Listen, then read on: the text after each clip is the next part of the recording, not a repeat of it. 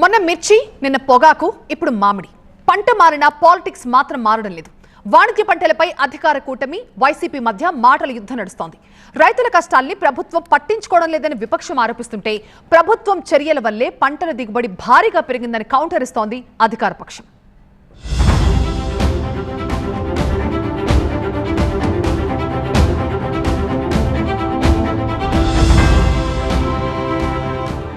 గతంలో ఎన్నడూ లేని విధంగా ఈ ఏడాది గడ్డు పరిస్థితులను ఎదుర్కొంటున్నారు మామిడి రైతులు.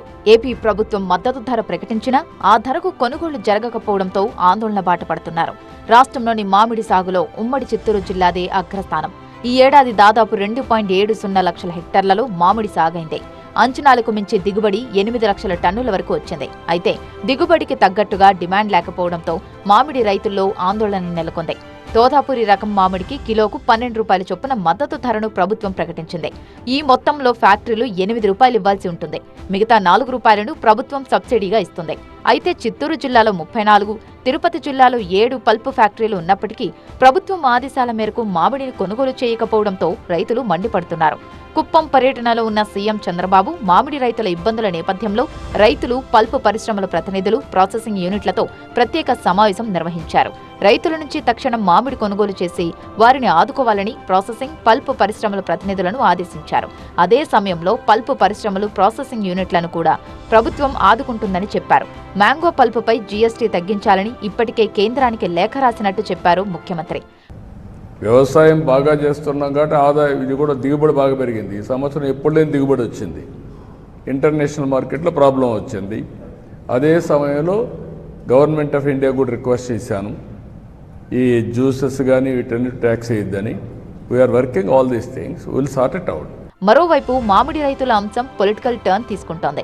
కూటమి ప్రభుత్వ పాలన వల్లే మామిడి రైతులు ఇబ్బందులు పడుతున్నారని ఆరోపిస్తున్న వైసీపీ రైతులకు మద్దతు తెలిపేందుకు ఈ నెల 9న జగన్ చిత్తూరు జిల్లాలో పర్యటిస్తారని ప్రకటించింది.